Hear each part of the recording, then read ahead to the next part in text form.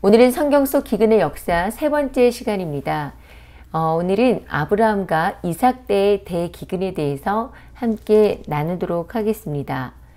지난 시간까지 그 아담의 시대의 기근, 또 홍수 심판 이후의 그 니므롯 때의 기근에 대해서 그 기근의 원인과 앞으로 그 이 마지막 때에 있을 기근에 대해서 알아봤는데요. 오늘은 이제 아브라함으로 넘어가죠. 그래서 아브라함과 이삭의 때의 기근을 보도록 하겠습니다. 니므롯 때의 기근을 보면서 우리는 창세기 11장 그 바벨탑 사건을 통해서 하나님을 떠난 노아의 후손들을 흩으심을 보았는데요. 창세기 11장 말미에 성경은 다시 하나님을 따르는 셈의 자손들의 족보와 아브라함을 등장하는 것을 볼 수가 있습니다. 그리고 창세기 12장부터는 하나님께서 하나님의 나라를 위해 하나님의 백성들을 모으시는데 그 첫 번째 사람으로 아브라함을 부르십니다. 그럼 먼저 하나님은 왜 갈대아 우르에 살고 있는 아브라함을 부르셨을까요?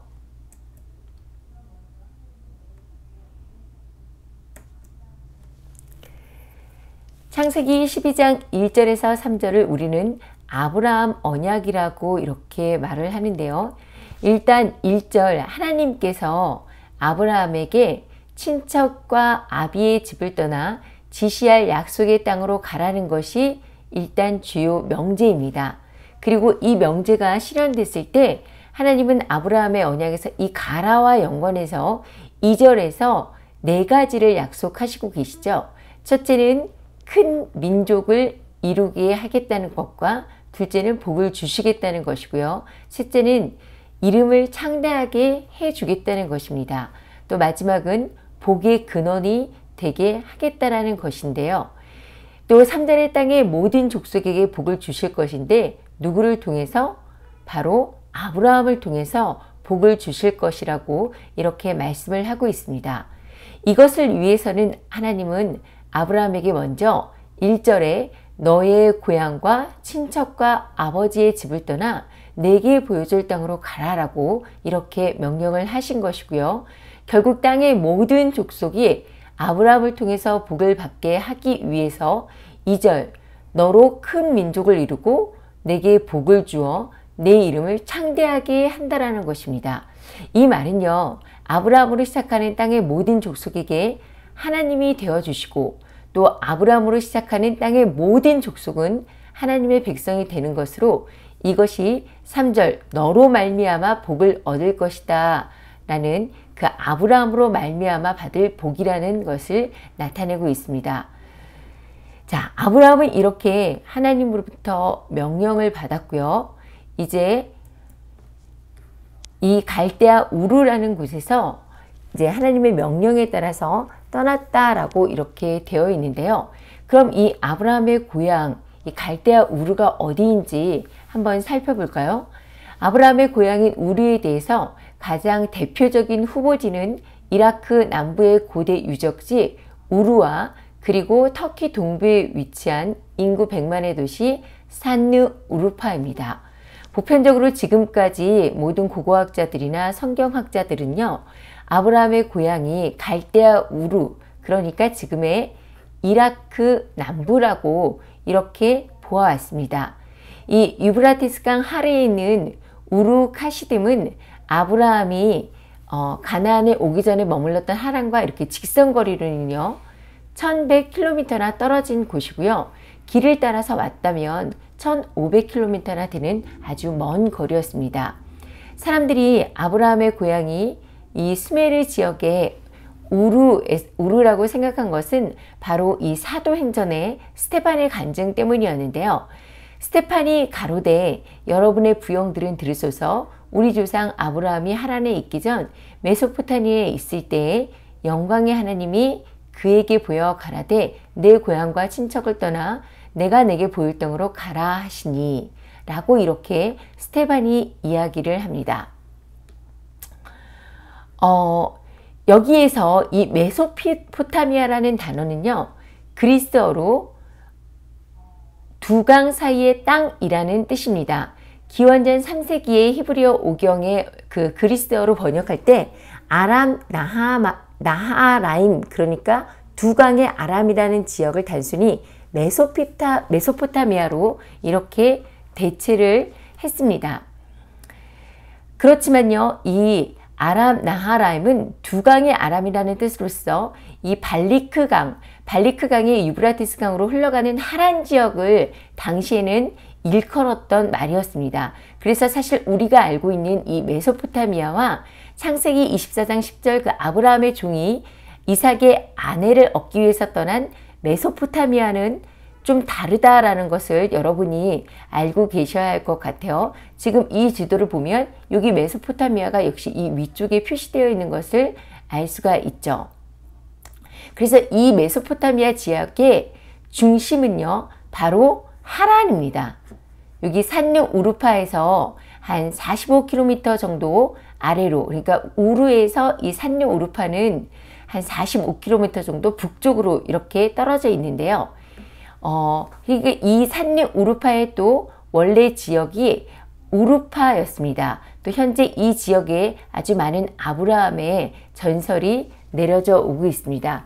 그래서 이렇게 최근에 이제 성경학자들은 이 수메리 지역의 우르보다는 터키 지역의 이 우르파 지역이 바로 아브라함의 고향이 아니었는가라고 이렇게 추측을 하고 있습니다. 그리고 이것에 대한 이제 성경적 근거를 먼저 신명기에서도 찾아볼 수가 있는데요. 너는 또 내 하나님 여호와 앞에 아뢰기를 내 조상은 유리하는 아람 사람으로서 소수의 사람을 거느리고 애굽에 내려가서 거기 우거하여 필경은 거기서 크고 강하고 번성한 민족이 되었더니라고 이렇게 모세는 이야기하고 있습니다.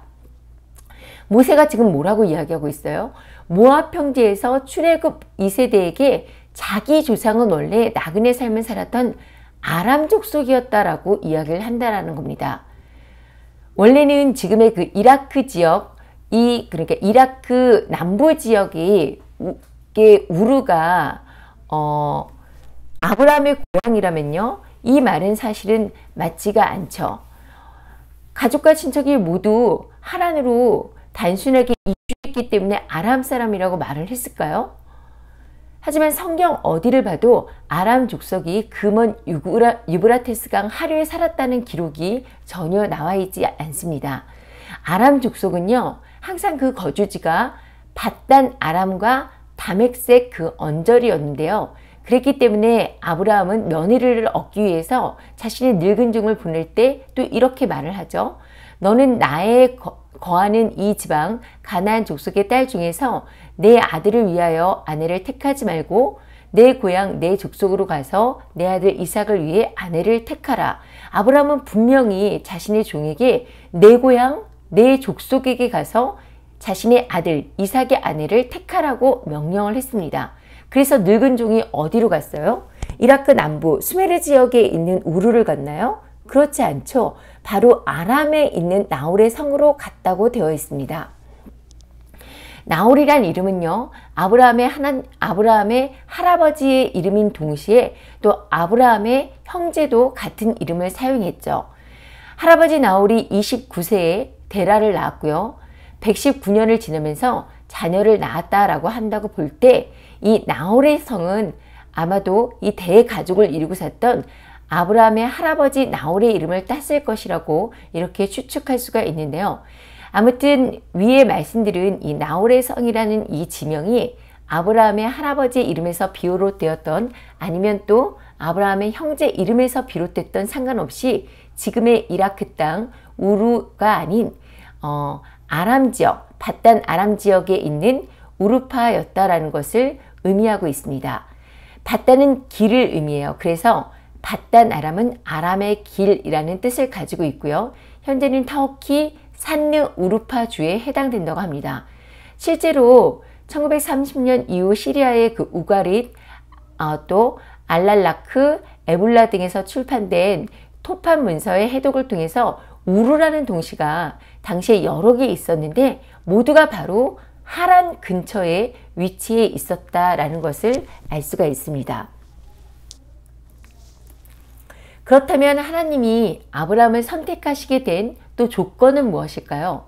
아브라함은 대대로 하나님을 믿었던 신앙의 연조가 아주 깊은 집안의 사람이었을까요? 그렇지 않다라고 성경은 증명합니다. 자, 성경은 하나님이 그 아브라함을 선택한 이유에 대해서 사실 구체적으로 설명하고 있지 않지만요. 아브라함의 집안이 대대로 그 하나님을 믿지 않았을 뿐만 아니라 도리어 우상을 섬겼다라고 그 치부를 적나라하게 이렇게 적어놓고 있는데요. 여호수아가 모든 백성에게 이르되 이스라엘의 하나님 여호와께서 이같이 말씀하시기를 옛적에 너희의 조상들 곧 아브라함의 아버지 나홀의 아버지 데라가 강 저쪽에 거주하여 다른 신들을 섬겼으나 라고 이렇게 기록하고 있습니다. 하란은요, 메소포타미아의 북부에 위치한 고대의 도시였고요. 유브라테스 강의 북류 지역인 그 빌립강에 이렇게 위치하고 있었습니다. 메소포타미아의 다른 도시들과 애국과 소아시아를 연결하는 아주 중요한 지리적 위치를 차지하고 있던 것이 바로 하란이었기 때문에요. 무역과 상업 도시로 굉장히 번성을 했는데요. 고대의 우상, 달신과 수많은 우상 숭배가 들끓었던 것이 바로 하란이었습니다. 그리고 아브라함의 아버지 데라는 이 우상을 만드는 데 1인자였다라고 미드라시 역시 증언을 하고 있습니다. 미드라시 그 희년설을 보면요. 아브라함이 우상 제조 억자였다라고 이렇게 되어 있죠. 그런데 반면에 그의 아들 아브라함은 이런 아버지의 우상을 모두 깨부수고 사람들에게 돌과 나무로 만든 우상이 진정한 신이 아니라고 이렇게 이야기를 했습니다.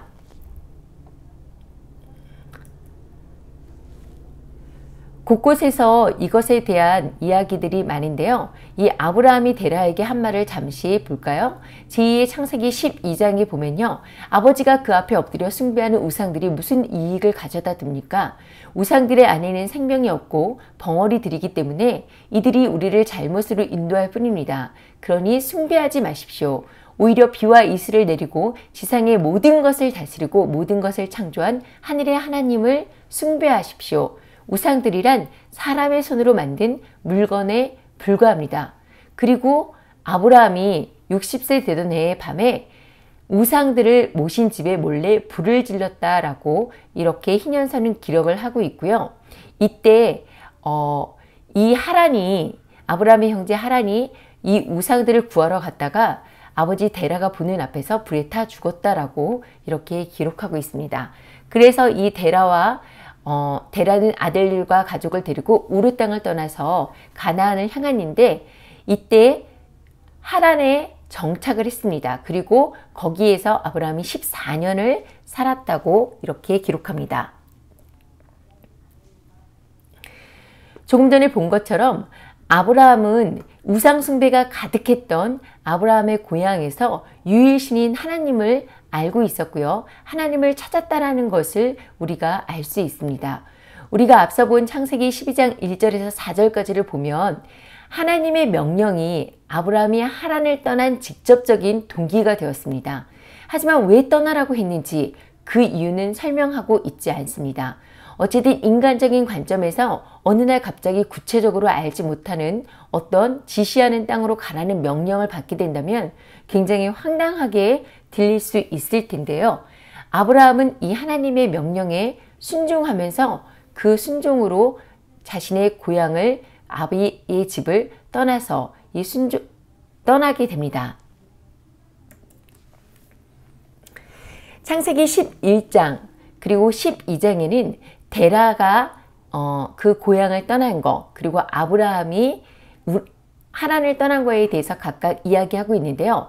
자세히 보면 좀 차이점이 있어요. 그 차이는 아브라함이 하란에서 취한 부와 노예에 대한 언급인데요. 데라의 구절에는 재산에 관련된 언급이 없습니다. 성경학자들은 데라가 우르에서 하란으로 떠난 후 하란에서 경제적으로 성공을 했고요. 노예를 얻을 정도로 지위도 변한 것을 이 두 구절을 비교해서 이해할 수 있다라고 말합니다. 아브라함은 이렇게 하란에서 경제적 성공을 이루었지만 그럼에도 불구하고 하나님의 부르심에 순종하고 하란에서 가나안으로 떠나게 됩니다. 물론 아브라함이 하나님의 부르심에 순종한 것은 하나님에 대한 믿음 때문이었는데요. 아브라함의 입장에서 보면 하나님의 명령이 사실 충격적이다라고 할 수도 있겠지만 하나님께서 아브라함에게 친척과 아비의 집을 떠나라고 이렇게 지시했을 때 그 약속의 땅으로 가라는 것으로 순종했을 때 분명히 아브라함에게는 주어지는 축복의 약속이 있었습니다. 여기서 첫 번째 약속인 큰 민족을 이루게 하시겠다라는 것은 사실 이때 75세가 됐던 그 아브라함에게는 가장 큰 기쁨의 약속이었는데요. 왜냐하면 당시 이때까지 아브라함과 사레에게는 자식이 없었기 때문입니다. 그래서 이 하란에서 이제 아브라함이 롯을 데리고 사레와 롯을 데리고 이 세겜으로 이렇게 향하게 되는데요. 당시 그 아비와 친척집을 떠나라고 했지만 롯을 데리고 떠났던 것은 롯의 아버지가 이미 세상을 떠났기 때문이기도 하지만요. 바로 롯을 자신의 자식처럼 생각했기 때문이기도 했습니다. 그만큼 아브라함에게는 자신이 대를 이을 그 자식이 중요성이 있었던 거죠. 이 미드라시에는 조금 더 자세하게 아브라함의 여정에 대해서 기록을 하고 있는데요. 아브라함이 하란을 떠날 때 하나님은 어디로 갈지를 말씀하지 않으셨다라고 합니다. 아브라함은 어느 곳으로 가야 할지 모르고 일단 무조건 하나님의 명령에 따라서 길을 나섰고요. 이것이 아브라함의 무조건적인 순종이었습니다. 아브라함이 북쪽에서 남쪽으로 땅을 정탐하고 세겜에서 하나님이 다시 나타나셔서 그의 말씀을 확증하십니다. 우리는 아마 아브라함처럼 우리가 하나님의 일을 하고 하나님의 분명한 말씀에 순종해서 행동했을 때 모든 것이 하나님이 복 주셔서 잘 될 것이라고 이렇게 기대를 하게 되죠. 여기에서 바로 우리가 순종했기에 하나님이 반드시 우리의 필요를 공급하실 것이라는 기대를 하게 됩니다. 그런데 창세기 12장 10절을 한번 볼까요? 성경에는 그 땅에 기근이 들었는데 라는 기근에 대한 소식으로 말씀을 시작하고 있습니다. 여기에서 기근을 만난 그 땅 어디인가요? 바로 하나님께서 아브라함을 부르셔서 가라고 지시하신 약속의 땅 가나안입니다. 하나님이 아브라함에게 약속하신 그 땅에 기근이 심하여 아브라함이 가나안에서 애굽으로 내려갔다라는 것인데요. 아브라함은 하나님의 말씀에 순종해서 모든 것을 뒤로하고 머물던 하란을 출발해서 하나님이 지시하신 가나안 땅으로 옮겨왔습니다. 그런데 그 땅이 어떻게 되었어요? 기근이 들었더라. 여기서 기근이라는 것은요, 히브리어로는 라합으로 기근, 굶주림이라는 뜻을 가지고 있습니다. 10절 마지막에도 그 땅의 기근이 심하였더라. 두 번이나 그 땅의 기근에 대해서 말씀하시는데 그냥 기근이 아니에요. 아주 심한 기근이 찾아왔다라는 거죠. 약속의 말씀을 붙잡고 순종으로 시작한 첫걸음의 결과가 극심한 기근이었습니다. 이거 뭔가 하나님의 약속과는 좀 다르지 않나? 이런 생각 들지 않으시나요? 여러분, 보통 이제 믿음 생활을 하고 사람들이 어떤 자신의 종교를 가졌을 때 모든 사람들은 자신이 믿는 그 신을 믿으면 만사 형통할 것이라고 기대를 합니다. 그런데 우리의 믿음의 조상인 아브라함이 하나님의 명령으로 자신의 고향과 친척을 떠나서 말씀하신 약속의 장소에서 만난 것은 만사 형통이 아니라 기근, 그러니까 아주 심한 기근이었어요. 우리는 기근 시리즈 때 그 아담의 시대와 니므롯의 시대에 기근이 왜 있었는가를 나누었습니다. 이때 이 기근은 분명히 인간의 죄의 대가에서 왔다라는 것을 깨달았는데요. 그렇다면 이건 좀 이상하다 생각하지 않으신가요? 아브라함은 말씀에 분명히 순종했는데 왜 약속대로 사라를 통해서 자손이 번창하는 그런 복을 주시는 것이 아니라 첫걸음부터 기근을 만났어야만 했을까요?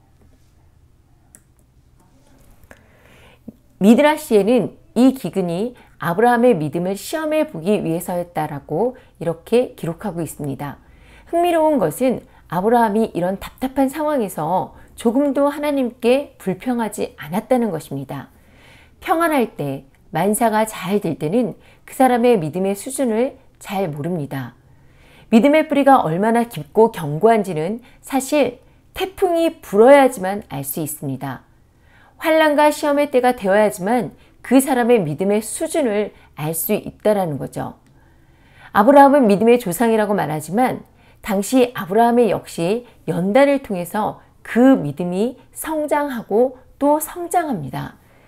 많은 사람들이 아브라함이 본토 친척 아비의 집을 떠나서 가나안으로 향한 것으로 아브라함에 대한 믿음에 대해서 설명을 하지만 이것은 사실 믿음의 성장 가운데 있었던 거고요. 하나님은 아브라함이 믿음의 조상으로 성장하기까지 계속해서 아브라함을 시험하고 연단하면서 그 믿음이 성장하게끔 이끌어 가십니다. 심한 기근이란 현실적 어려움 속에서 성경은 어디에도 아브라함이 하나님께 어떻게 해야 할지를 사실 물었다는 기록이 없습니다. 그래서 이 시험에서 아브라함은 사실은 통과를 하지 못하는 것으로 볼 수 있죠. 가나안은 하나님의 약속하신 땅이었고요. 그 약속하신 땅에 비록 기근이 들었더라도 하나님은 아브라함과의 언약을 지키실 것이었습니다. 하나님이 허락하신 이 땅에 머무는 것은 어려운 형편을 뛰어넘어서 하나님의 신뢰를 믿음으로 표현하는 것이었어요. 하지만 환경의 지배를 받는 아브라함은 인간적인 판단으로 기근을 피하기 위해서 애굽으로 내려가기로 결정합니다. 여러분, 애굽이 어떤 곳인가요? 애굽은 영적으로 보면 너무나 악한 곳이죠. 그곳에는 하나님을 거역하는 우상의 사술이 있었고요. 죄악이 관영했습니다. 그래서 애굽으로 갔다는 것은 단순히 장소의 이동만을 의미하지 않아요. 그것은 영적으로 하나님과 멀어졌다라는 것을 의미합니다. 하나님께서 약속하신 땅을 떠나서 죄악이 관영한 땅으로 들어갔다라는 것에 의미를 가지고 있습니다. 우리는 믿음 안에 있으면 모든 문제가 마치 요술방망이 작동하는 것 같이 다 해결될 것으로 이렇게 생각을 하지만요. 사실 진짜 어려움을 만나면 금방 하나님의 약속을 잊어버리는 경우가 허다하다라는 것입니다. 환경의 지배를 받는 속에서 우리는 우리의 눈으로, 우리의 생각으로 보기 좋은 곳을 선택합니다. 믿음의 조상이라고 불리우는 아브라함도 크게 다르지 않았는데요. 아브라함은 기근을 주신 하나님의 뜻을 찾지도 않고 너무 쉽게 애굽으로 내려가 버렸습니다. 눈앞에 닥친 그 시련을 통해서 하나님께서 그 믿음을 연단하고자 하시는 그 하나님의 뜻을 깨닫지 못했던 거죠. 아브라함을 축복하시고 복의 근원이 되게 하시고 또 아브라함을 통해서 천하 만민을 축복하시겠다고 약속하신 하나님께서 설마 그를 굶어 죽게 만드셨을까요? 하나님께서 택하신 백성에게 시련을 주시는 것은 반드시 하나님의 선한 그 뜻이 있다라는 것입니다. 그렇게 고난을 참고 견디면서 믿음의 뿌리를 내리게 하십니다. 고난을 통해서 우리가 복종하는 법을 배우게 되고요. 순종하는 법을 배우게 됩니다. 고난을 견디지 못하면 순종을 배울 수가 없다라는 것이죠. 반면에 창세기 26장에 보면 아브라함의 때처럼 그 아브라함의 아들 이삭의 때에도 또 기근이 들었다라고 이렇게 나와 있습니다. 그러나 하나님께서는 이삭에게 애굽으로 내려가지 말고 내가 내게 지시하는 땅에 거주하라. 이 땅에 거주하면 내가 너와 함께 있어 내게 복을 주고 내가 이 모든 땅을 너와 네 자손에게 주리라 라고 이렇게 말씀을 하셨습니다. 이 대목에서 우리는 아브라함과 이삭의 때가 약간 다르다는 것을 알 수가 있죠. 아브라함 때 하나님은 침묵하셨고요. 반면에 이삭은 애굽으로 가지 말고 가나안에 있는 그랄로 가라라고 이렇게 말씀을 하십니다. 여기에서 우리가 추측할 수 있는 것은 이삭은 자신의 아버지 아브라함과 달리 기근을 만났을 때 하나님께 자신이 어떻게 해야 할지를 물었다라는 것을 알 수가 있습니다. 하나님은 결국 답을 하셨죠. 기근을 피해 먹을 것을 찾아 하나님이 약속하신 땅을 등지고 애굽의 길로 간 그 아브라함의 문제는 사실 애굽으로 간 것에서 끝나지 않습니다. 이집트를 목전에 두고 안전에 대한 두려움이 깊어진 아브라함은 자신의 아내 사레에게 이집트에서는 자신의 남편이 아닌 오빠라고 칭할 것을 요청합니다. 아름다운 여동생으로 인해서 이집트 사람들이 자신을 후대하기를 기대했고요. 그 결과 기근이 지나갈 때까지 그곳에서 안전을 보장받을 심산이 있었던 것입니다. 처음에 아브라함이 예상했던 대로 사람들의 환대를 받았죠. 모든 것이 계획대로 되는 것 같았어요. 그런데 바로의 신하들이 사레의 아름다움을 왕에게 칭찬하면서 상황이 급변하기 시작합니다. 급기야 사라는 왕의 궁으로 불려 들어가서 왕의 아내가 돼요. 아내 사레를 여동생이라고 속인 것은 바로 아브라함 자신이었고요. 물론 이것이 거짓말은 아니었지만요. 이복동생임과 동시에 자신의 부인이었죠. 그런데 부인인 것이라는 것을 속인 것이에요. 이렇게 속였는데 뒤늦게 사실을 밝히고 아내를 되찾을 수도 없는 노릇 아니겠습니까? 여우를 피하려다가 호랑이를 만난 격이 돼버린 거죠. 또 아브라함의 아들인 이삭 역시 기근을 만났을 때 하나님의 명령대로 기근으로 가지만 역시 자신의 아버지와 동일하게 목숨을 잃을까 두려워 자신의 아내 리브가를 자신의 누이 동생이라고 속였는데요. 결과적으로 아브라함과 이삭 모두 아내를 돌려받지만 그 과정이 조금 다릅니다. 먼저 애굽에서 바로의 궁으로 들어간 사라를 볼까요? 사라의 아름다움을 보고 궁으로 들인 바로는 아브라함을 후대하고 19절 보면 자신의 아내로 삼았다라고 되어 있습니다. 여기서 여러분 한번 아브라함이 되어보세요. 지금 아브라함의 심정이 어떨까요? 하나님의 명령대로 가나안에 왔어요. 그런데 기근을 만나서 애굽으로 왔습니다. 자신의 목숨을 위해서 사라를 누이라고 거짓말함으로써 이렇게 부를 얻었지만 자신이 너무나 사랑하는 자신의 아내는 다른 사람의 아내가 되었어요. 아마도 이때 이제서야 아브라함은 자신의 너무나 그 어리석음을 깨닫고 통곡하면서 하나님께 부르짖었을 것입니다. 회개하며 하나님을 찾았을 거예요.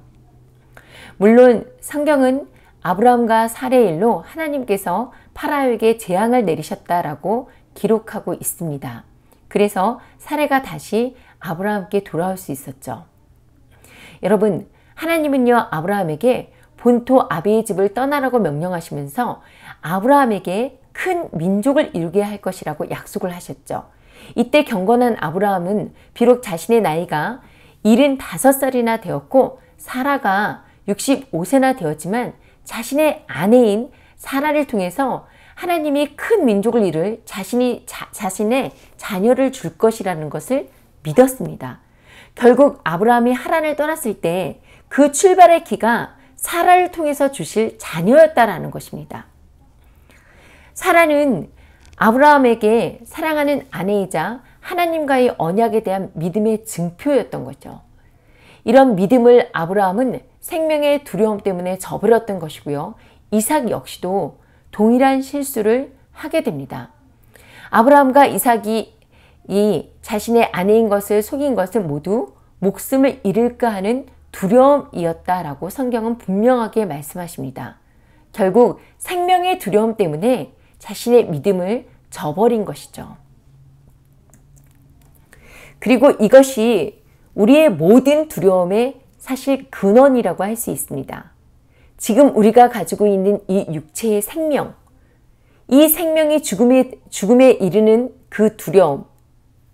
아직까지 아브라함은요, 삶과 죽음을 주관하시는 하나님을 온전하게 알지 못했습니다.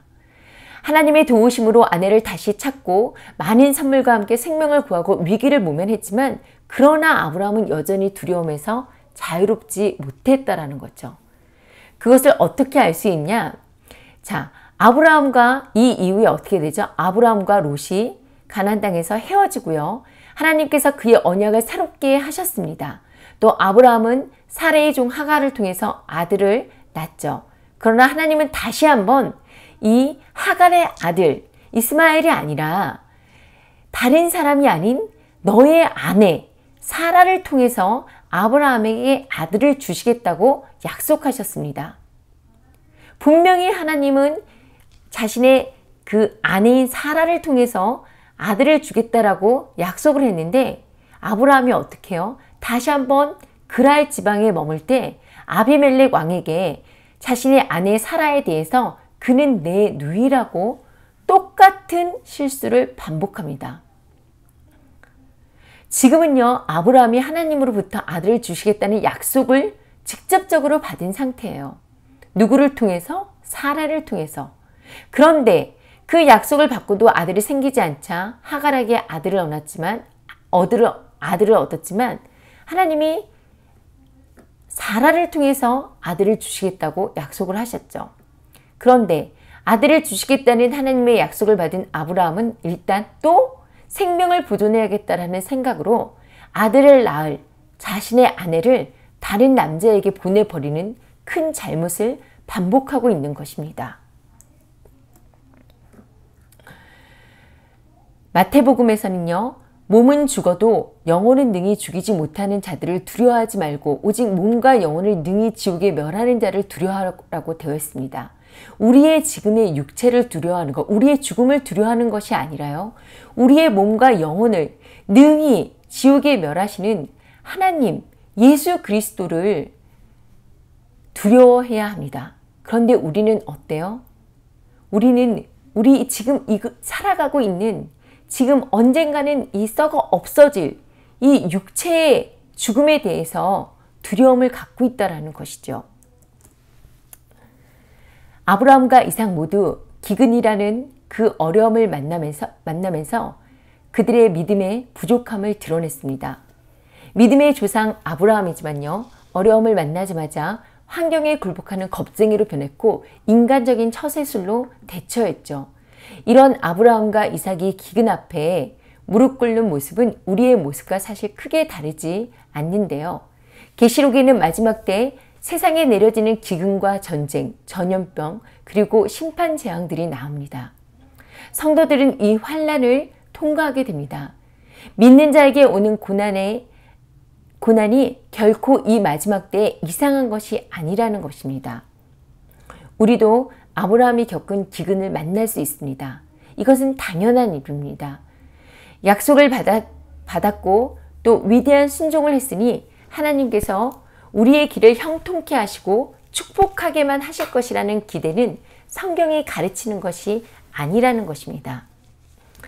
약속을 쫓아 살아왔던 믿음의 선배들은 그 약속에 머무르기 위해서 숱한 고난과 어려움을 겪어야만 했습니다.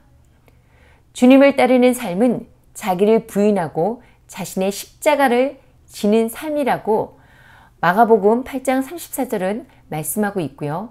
오히려 경건하게 살고자 하는 자는 핍박을 받을 것이라고 말씀하십니다. 하나님이 성도에게 허락하시는 고난은 믿음의 연단에서 큰 환난에서 이기는 자가 되기 위함입니다. 섣불리 고난을 피하는 그 길을 선택하는 것이 아니라 오히려 어떤 어려움의 순간이라도 약속의 말씀을 붙잡고 기근의 한가운데일지라도 약속에 머물러 있기로 믿음의 결단을 하기를 축복합니다. 여러분, 지금 이 시대를 살아가면서 우리가 가장 뚜렷이 기억해야 할 것은 지금이 마지막 때라는 것입니다. 우리의 삶이 오늘 자고 일어나면 내일 항상 있는 것처럼 이렇게 보여지지만요. 어느 순간 우리는 죽음을 맞이하듯이 인류는 영원히 생육하고 번성하는 것이 아니라 이 땅의 문명 역시 영원히 유지되는 것이 아닙니다. 하나님의 섭리 속에 시작된 인류의 역사는 반드시 끝이 있습니다. 심판의 날이 다가올수록 육신의 기근뿐 아니라 말씀의 기근 속에 살아가게 될 것입니다. 또 모든 사람들이 진리의 말씀을 듣는다 해도 깨달는 자는 극히 적을 것입니다. 다니엘 12장 10절에 많은 사람들이 연단을 받아 스스로 정결케 하며 희귀할 것이나 악한 사람들은 악을 행하리니 악한 자는 아무도 깨달지 못하되 오직 지혜 있는 자는 깨달으리라 라고 했습니다. 하나님의 나라를 사모하는 사람들은 선포되는 말씀을 들으며 하나님의 뜻을 깨닫습니다. 그리고 죄에서 떠나 정결한 마음을 잃어갑니다. 이런 사람이 바로 지혜 있는 사람입니다. 반면에 악한 것을 좋아하는 사람은 말씀을 들어도 깨달지 못합니다. 여전히 악을 행하고요. 점점 더 악해집니다. 검은 것은 더 검게, 흰 것은 더 희게, 육은 더 육으로, 영은 더 영으로 양극화되어 가는 것이 지금 마지막 때입니다. 요한계시록 22장 11절 말씀은 이처럼 악인과 의인으로 양극화되는 마지막 때의 모습을 설명합니다. 불의하는 자는 그대로 불의를 하고 더러운 자는 그대로 더럽고 12절 전반에 이 불의하는 자는 그대로 불의를 하고 더러운 자는 그대로 더럽게 라고 분명하게 말씀하십니다. 믿는 사람들이 아무리 하나님 뜻을 전해도 그 말씀을 듣지 않는 사람들은 여전히 불의와 더러움 속에 거합니다. 불의한 것이 무엇인지 고린도전서 6장 9절에서 10절은 잘 나타나 있는데요. 불의한 자가, 다 같이 읽어볼까요? 시작. 불의한 자가 하나님의 나라를 위협으로 받지 못할 줄을 알지 못하느냐. 미혹을 받지 말라. 음란하는 자나 우상 숭배하는 자나 간음하는 자나 남색하는 자나 도적이나 탐욕을 부리는 자나 술 취하는 자나 모욕하는 자나 속여 뺏는 자들은 하나님의 나라를 유업으로 받지 못하리라. 이러한 일들 여러분 불의한 것입니다. 즉 불의한 자는 천국에 갈 수 없다라고 이렇게 말씀하십니다. 그러니까 세상의 미혹을 받지 말라라는 것이죠. 주여 주여 부른다고 해서 구원을 받는 것이 아니고 오직 아버지의 뜻대로 행하야지만 구원을 받는다라고 성경은 기록하고 있는데 사망에 이르는 죄가 뭔지 수없이 성경은 기록하고 있는데도요. 그런 것은 다 빼버리고 무조건 믿기만 하면 구원받는다라고 가르치는 것, 이것이 바로 가짜 복음이고 이것을 가리키는 자는 바로 불의한 자입니다. 이런 자의 미혹을 받지 말라라는 것입니다. 또 믿음의 경주에서 실패하는 자들이 있습니다. 바로 계시록 13장 짐승에게 경배하고 짐승의 표를 받는 자들입니다. 이들은 자신 스스로가 하나님의 백성이 되기보다 지금 먹고 사는 것을 위해서 짐승의 표를 선택함으로써 짐승의 백성이 된 자들입니다. 이들에 대한 심판은 예수님이 분명하게 말씀하고 있습니다. 이들에게는 유황에서 고통을 받으리라 라고 말씀하시는데 정해진 시간이 없어요. 세세토록, 그러니까 영원토록 불과 유황에서 고통을 받게 된다라고 이렇게 말씀하십니다. 하나님의 진노의 포도주가 부어질 때 이 짐승의 표를 가진 자들과 짐승에게 경배한 자들은 이 심판대에서도 회개하는 것이 아니라 오히려 자신의 고통과 헌대로 인해서 하나님을 모욕합니다. 짐승의 표는 바로 짐승의 백성이라는 표입니다. 이들은 회개하면 짐승의 표를 없애준다라는 말씀이 성경 어디에도 없습니다. 그런데 지금 어떤 목사님들은 짐승의 표를 받아도 회개만 하면 구원해 주신다라고 이렇게 말도 안 되는 말을 말씀하시면서 성도를 안심시키고 안전하다, 평안하다 가르치고 있습니다. 지금의 감기 주사를 접종하지 않으면 실제 직장을 잃어 먹고 사는 것이 어려워졌고요. 심지어 돈이 있어도 마트까지 갈 수 없는 상황이 속속 벌어지고 있어서 표가 없이는 매매를 할 수 없다라는 짐승의 표의 조건을 이미 충족시키고 있음에도 여전히 이것은 트리플 식스와는 무관하다. 전혀 의심하지 않는 것. 이런 외침을, 이런 깨어있는 자들의 외침을 음모론이라고 치부해버리고 모욕하고 무시하는 것. 이것은 스스로의 오만이고요. 그 결정은 완전하게 여러분 자신의 목이라는 것을 깨달아 아셔야 합니다. 여러분, 이 마지막 때 하나님의 언약 앞에 선 우리들도 환난을 피할 수가 없습니다. 세상 그 어느 곳이 안전할까요? 그러나 우리의 눈으로 판단하는 것이 아니라 하나님이 가라시면 가야 하고 그곳에서 기근과 환난을 만나더라도 인간적인 생각으로 피하는 것이 아니라 순종하며 하나님의 도움심을 구하며 믿음으로 나아가야 할 것입니다. 환난을 통과하는 성도의 자세가 성경 곳곳에 기록되어 있는데요. 이 마지막 때의 환난을 통과하는 성도는 어떠한 자세를 가져야 할까요? 먼저 첫 번째, 세상을 이기신 예수님을 굳게 믿고 담대해야 합니다. 두 번째, 환난의 날에 낙심하지 말아야 합니다. 세 번째, 환난 날에 부르짖어서 더욱더 하나님께 구하며 기도해야 합니다. 네 번째, 자신의 죄를 모두 자백하고 진정으로 회개해야만 합니다. 다섯 번째, 하나님의 영원한 영광을 이루게 함의 이 환난이라는 것을 깨닫고 이 환난을 소망으로 인내해야 합니다.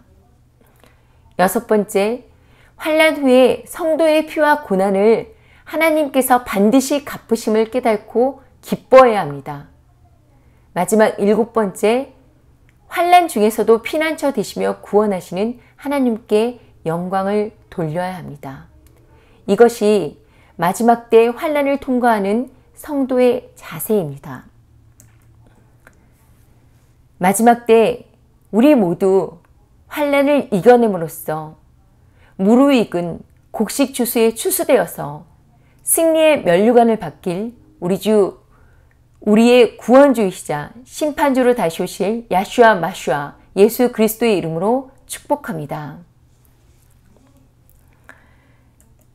기도하시겠습니다. 하나님 아버지, 우리가 살아가는 이 마지막 때에 오직 하나님의 말씀과 진리 안에서 살아가기를 원합니다. 인간의 눈으로 세상을 판단하고 스스로 모든 것을 결정하는 것이 아니라 우리의 주인 대신 주님의 인도하심을 구하며 살아가는 저희들 될 수 있도록 도와주시옵소서. 그래서 땅의 기근과 말씀의 기근에서 우리가 주님의 백성으로서 끝까지 배도하지 않고 환난을 이겨내는 믿음의 성도들 되게 하여 주시옵소서. 다시 오실 예수님의 이름으로 기도드렸습니다. 아멘. 다 같이 일어나셔서 찬송가 360장 행군나팔 소리에 함께 찬양하시겠습니다.